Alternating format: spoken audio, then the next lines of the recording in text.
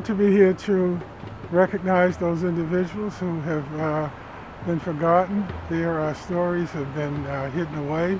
And this is a great opportunity to fill in the missing information about African Americans and the role African Americans have played in this town and in part of the entire nation. If we don't know this part of the history, then we don't have the complete history of the United States. Individuals of African descent did live here, most of whom were slaves, and contributed to the society. Oh, it's unbelievable what this is doing. To think that people who built our town have never been recognized in our public cemetery, never recognized in our history. They helped build our community. They helped build homes. They helped sustain businesses in this community. And you know, they have just not been recognized. They were treated as property. Meanwhile, they were critical members of our community. And their lessons today, I mean, the through lines from slavery right through to lynching and now police brutality. This is a very prescient issue for our community. And I'm really proud of West Hartford for this moment, for the years that they've spent bringing these lives back to the forefront. And then making sure that they're recognized in perpetuity as part of our community. I happened to be on the Board of Ed when we named the middle school Bristow, and Elena and Booker DEVAUGHN are here, who are a big part of that. So we're really lucky to live in a community that's named a school after an enslaved person that bought their freedom.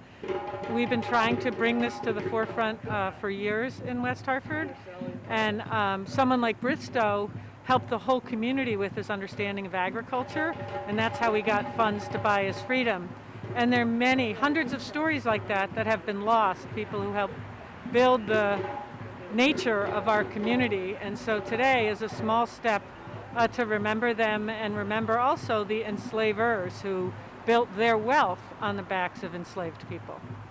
Many of the prominent citizens of West Hartford actually owned slaves. I'm always amazed that people would just think that slaves didn't exist in the North. Their labors have provided the foundation for our economic system and our wealth. People need to know that. They need to understand that and see the connection. Especially our young people and our young people of color as well, to just, you know, hold their heads up and with pride and just know that history that we have contributed. And once they know that, then a lot of the stereotypes that have been promoted for hundreds of years of, you know, slaves being happy, being shiftless, being lazy. They were bricklayers. They worked in the cornfields. They worked along the wharfs, so they were seamen. I think anything that you could think of they did. They worked in the textile factories. Slave owners were members of the First Congregational Church, and we see these prominent names in terms of street names. She and I did some research at the library at the church, and not only were the owners members, most of the slaves were also members of the church. And I assume they had it would have been the custom that they'd be seated in a separate part of the church, but they were members there and had the opportunity to whatever goes along with being a church member, including being buried here in the burying yard. We started the project in Guilford in 2017. A friend of mine, after hearing a talk I gave on local slavery, came back from Germany with the idea of the Stolperstein, the stones that are put in the ground to remember where Jews lived freely before they were kidnapped and murdered under the Holocaust. He understood the significance of slavery and the similarities with the Holocaust and wondered if we could remember and restore the history of slavery here. That's Doug Nygren, is a good friend of mine. Because when we open the newspaper today and wonder why people are protesting in the streets and why Black Lives Matter and why more people died of COVID, more people of color died of COVID than white people, we need to know why that happened, and looking at the dehumanization under slavery, the treatment of the enslaved here in Connecticut helps us understand what happened here. Harriet Beecher Stowe was from here. We've had some wonderful people, both black and white, leaders of the Underground Railroad and the abolitionist movement, and those are wonderful stories. But we do have to remember that the wealth in these communities came initially from either slaveholding or trading with slaveholders in the West Indies and places like that. So our history, our wealth, our communities that we know and love were built off of the backs of enslaved people. And if we just think it happened in the South, then we're forgetting the work that we have to do to make change. African American history is American history. That's not the way we learned it, and that's not the way we taught it until recently. So understanding this is part of our history and not something to, that we have to now include is an issue. So as for adults, we have to relearn. Isn't it great if the students can learn the history of our country, the truthful history of our country, starting out in lower grades, maybe in 8th grade and in high school. So moving forward, they can put the pieces together that it's taking us older folks a little harder because we have to go back and start over again. And I'm learning so much from the folks who are doing the project here and the kids who are doing the project here too. So it is such a blessing to the project as it continues to grow that we can continue to learn from new communities.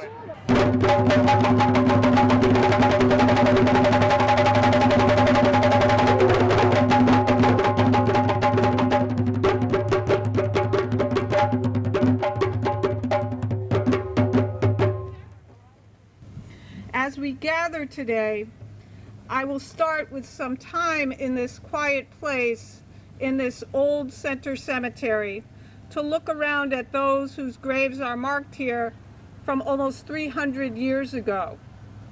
Let us remember those who came before us, and let us also think of those whose lives have been violently taken over the past months by an oppressive system which has militarized police and makes many people, especially black and brown people in our society, feel much less safe. Let's call on the power of those who came before us as we stand here to recognize the disparities in our society, which left only one gravestone, that of Bristow, to represent the more than 60 people enslaved here.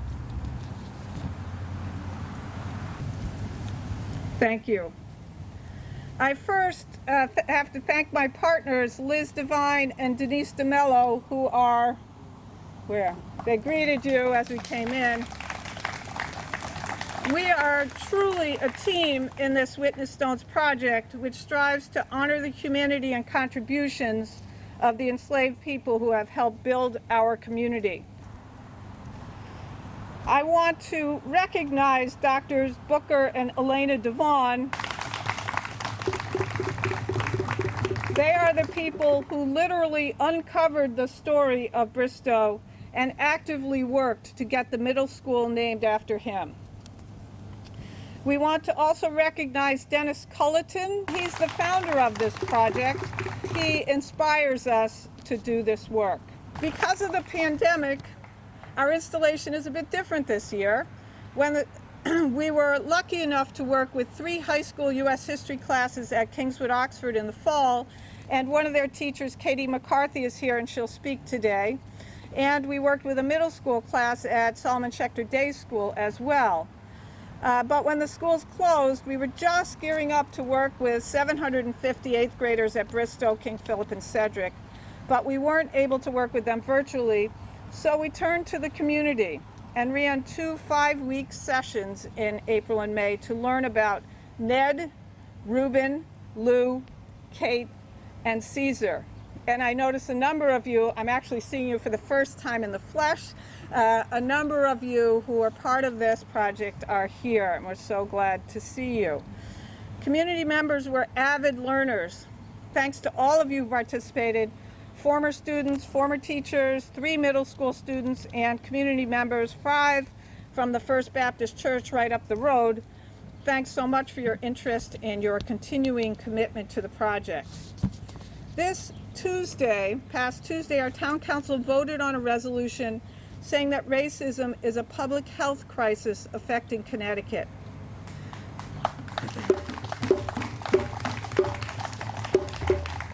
part of the resolution said, racism unfairly disadvantages specific individuals and communities while unfairly giving advantages to other individuals and communities, and saps the strength of the whole society through the waste of human resources. Starting in 1638, the Connecticut colony supported and then legalized the institution of slavery. This violent and dehumanizing institution peaked in the West Division of Hartford in the 1760s with more than 40 enslaved people among 150 households. The Witness Stone's West Hartford Project works to humanize those who were enslaved here by documenting their names, their lives, and their stories. We know the names of 42 people enslaved here, and 19 were enslaved whose names we have yet to discover, a clear example of the dehumanization of this institution. They lived here between 1693 and 1810. The project seeks to honor the humanity, agency, and resistance of those who were enslaved here by naming their names and telling their stories. This is our third installation. You can see the 12 stones already laid in the ground over there. George, Jude, Chris, Pompey, Hannibal, Hercules, Prout, Bristow, Caesar, Simone, Page, Ben, and now we have 9 more. Greenville, Coffey, and Sarah Coffey, studied by students at Kingswood, Oxford. York, studied by students at Solomon Schechter Day School. And then our 2 community groups studied Kate, Lou, and Caesar, Reuben, and Ben. In the protests against police brutality, some of the chants included, "Say his name," George Floyd. In some ways, we are going back in time to say their name and be sure that those enslaved here are recognized. We bear witness with these memorials to the devastation caused by slavery on individuals, families, and communities. Join our effort to confront and recover these stories to create a community where there can be equal justice for all. Finally, I'm going to place the stone of Sarah Coffey. She lived to be 97 years old, according to the church records. She was born in 1686 and lived until 1783. She may have been born in Africa. The name Coffey comes from the Akan word used to name people born on Fridays. I imagine that she and Coffey, who died of old age in 1778, 8 years before she did, kept the stories in this town. I imagine she kept the stories of her homeland. I imagine she lived with Coffey, a man who was also enslaved by Dr. Daniel Hooker. She was more than 40 years older than those who enslaved her, so I imagine that relationship. I imagine, as he was a doctor, that she was a nurse to some people he took care of. She could have known at least 40 others of African descent living in this town. She lived right to the south of the old mill pond, right down here where the bridge is being replaced, about a half mile from here. I imagine she knew and participated in community gatherings, selecting the Negro governors, that she knew of Jude, who ran away, that she knew Bristow, who bought his freedom when she was 88 years old. I imagine she bristled under the oppression of slavery and at the same time built a world of her own to survive. Sarah Coffey, today we remember your name and what you did to help build this town. I'm going to take her stone and put it in the spot over here. And while I'm doing that, I'd like to introduce Curtis Greenidge, who's a lecturer at Trinity College. Drum is the thing that can keep you in line. Drum is the thing since the beginning of the time. Drum is the thing that can free your mind.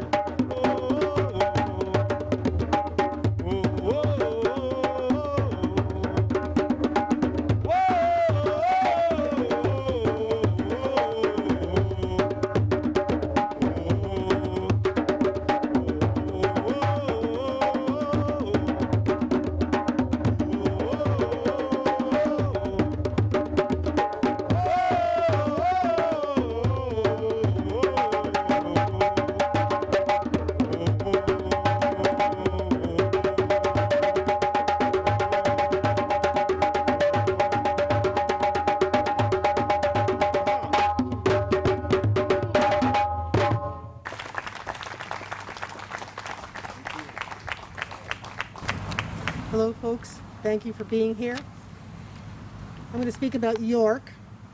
York first lived in New London, enslaved by John Prentice, and was then enslaved by Anne Prentice and Thomas Hosmer. John Prentice documented him as Irene's boy and promised him his freedom at age 35. We don't think he was ever freed. He took care of the horses, the oxen, the sheep, the swine, picked apples, farmed tobacco, corn, and hay. Simone and York were siblings, and we placed Simone in the ground last year. York lived on North Main Street. I just want to first start by thanking Tracey, Liz, Denise for your leadership, your passion for this project, the supporters, Jane and Sandy. This quote from Maya Angelou and one other quote, "Hold those things that tell your history and protect them. During slavery, who was able to read or write or keep anything? The ability to have somebody to tell your story to is so important. It says, I was here. I may be sold tomorrow, but you know I was here." And then I just want to say, what a sad thing, I think of this all the way through since 1619, is a sad feeling to be afraid of one's native country. That's from the life of a slave girl. How sad is that? So I read about Caesar. Baptized in 1763, Caesar was the child of Lou and Kate and was enslaved by George Hosmer. Caesar was born into slavery and probably named by the slaveholder. He may have been freed. 4 generations of Hosmers enslaved 16 individuals. I'd like to thank Tracey, Liz, and Denise. The labor they have put in looking through primary sources, whether they be inventories or wills or letters, in order to amplify the voice of Greenville, Sarah Coffey, and Coffey. Today I'm going to speak very briefly about the background of this project at my school and focus on the legacy of slavery. So to give some brief background, this is my second year that I engaged in the Witness Stones project. The first year, it was my class.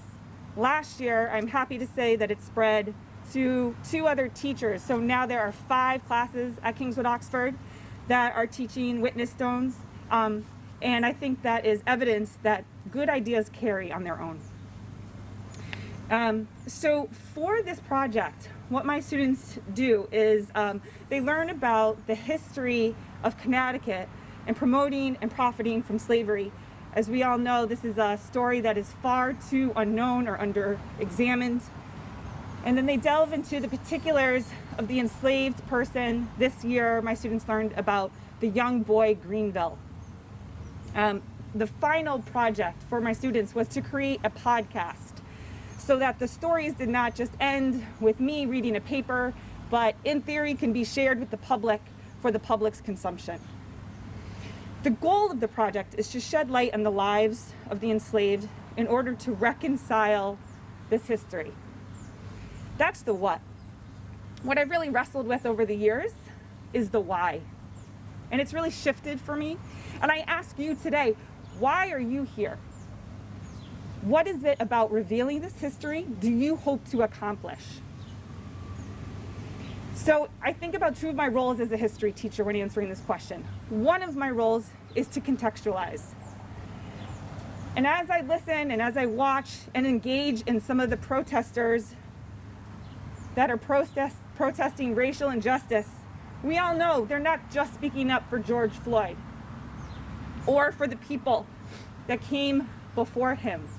Breonna Taylor, Ahmaud Arbery, Michael Brown, Trayvon Martin, Emmett Till. What people are protesting is the cycle of racial injustice and oppression that Black people in the country face. And in fact, they're protesting for the exact ideals that this country was founded on in terms of individual liberty, inalienable rights, and equal justice. If you have not yet read the New York Times piece by Nicole Hannah-Jones on June 24th about the case for reparations, I encourage you all to read this article. It makes an incredibly powerful argument. She says in one article what I try to say over the course of a year, and more succinctly and beautifully than I ever will. But one of the things that she highlights that I'm going to borrow her theme is that the repeated actions either carried out directly by the government or in some way supported by it have actively denied Black people opportunities to accumulate and pass on wealth. And we have history to show this. In the 1600s, white lawmakers made it policy that the women that they enslaved children would not belong to the mothers, but to the slaveholders of those women.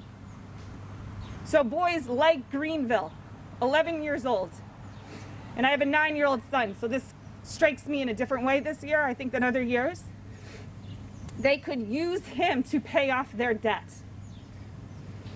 Bounce to the New Deal, and that's a big bounce. There's a lot of bounces along the way we could incorporate, where we have government policies that evaluate maps, red lines, in which they determine which neighborhoods are riskier than others.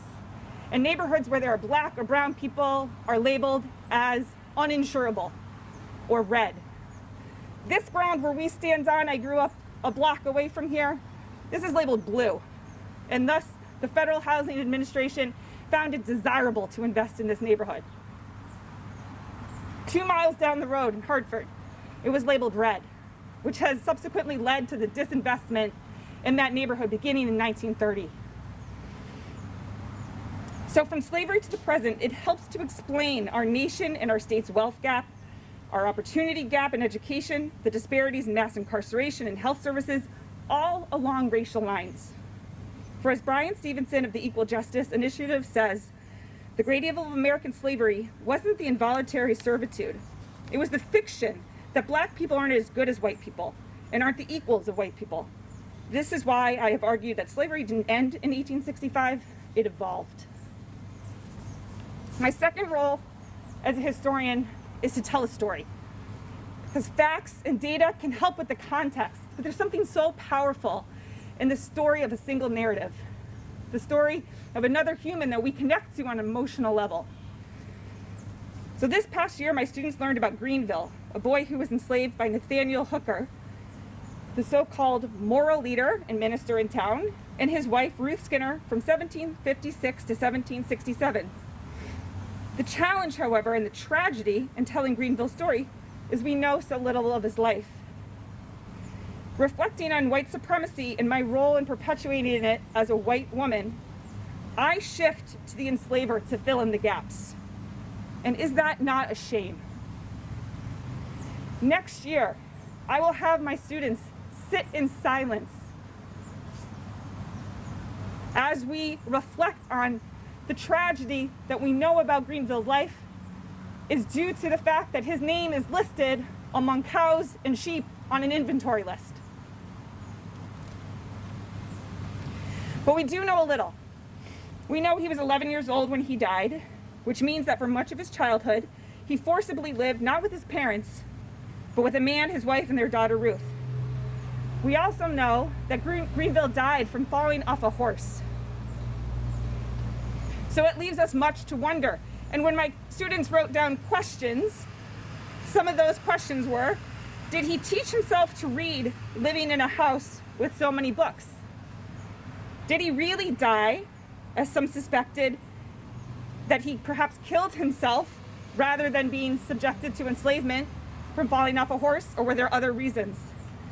And the simple question that really haunts me is always the enslaved's name. Was that a name he was given with by his mother, or was that a name that was given by his enslaver? And we don't have the answers to those questions. We are left to wonder, and I ask that we have a moment of silence as we reflect on the sadness of that fact.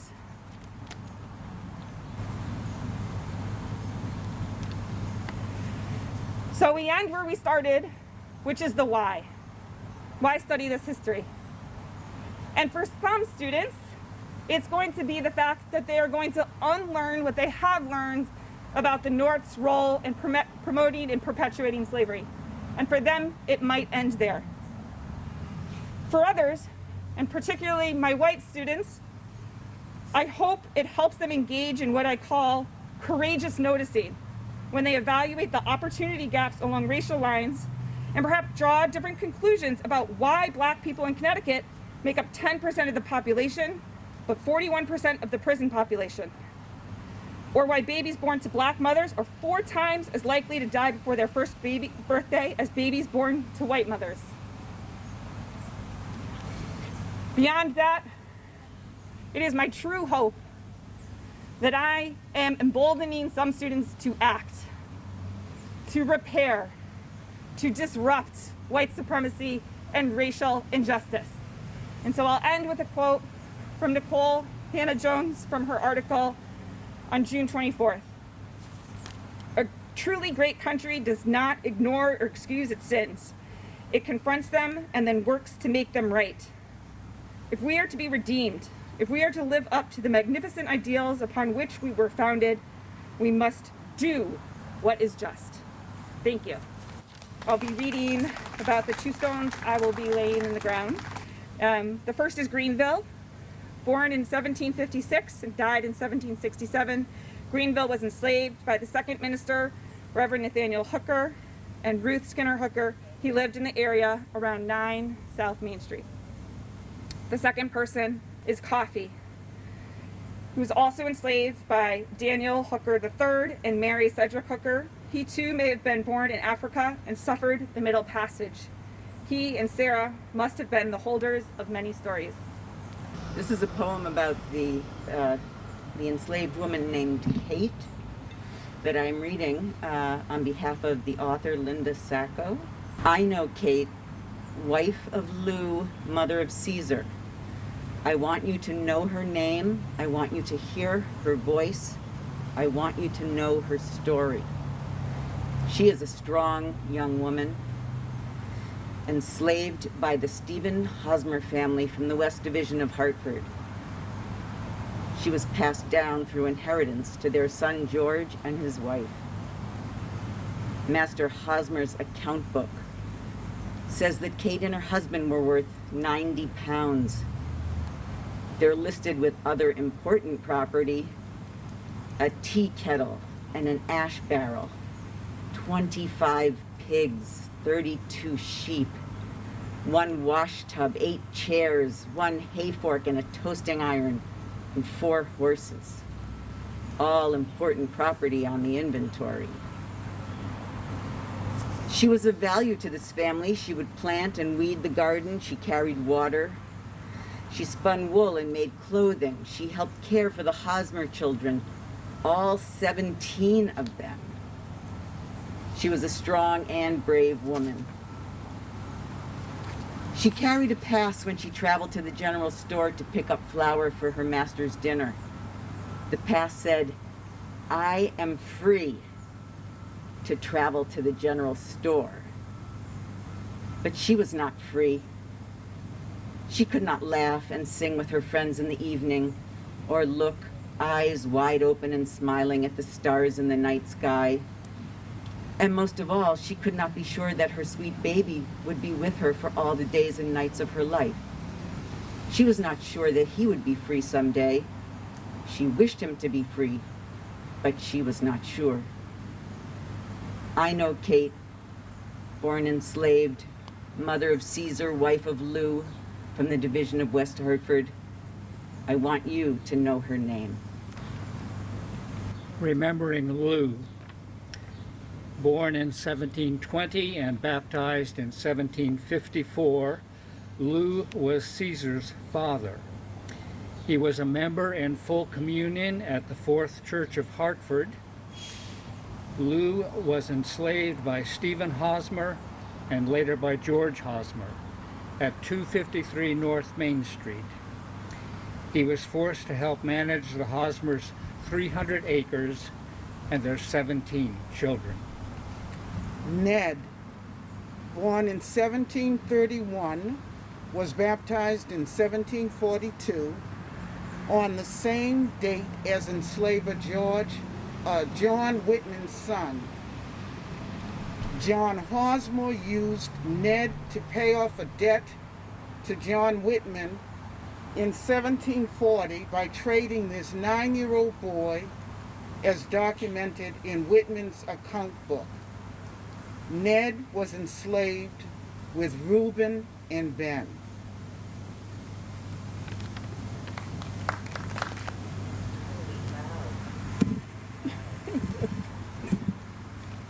I'm going to not repeat, but just tell you some of the notes I took. I was a member of the class that Tracey and Liz had virtually in May. Can everyone hear me?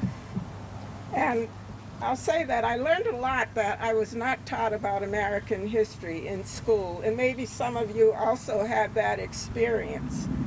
We know now that the North profited enormously from slavery. And one of the things that stood out for me in that class was that, you know, slaves were such a valuable commodity. It was second only to real estate. And the research, the meticulous research done by the Whitney-Stone Project shows a direct line between enslavement of Africans and the accumulation of wealth that was passed from one generation to the next.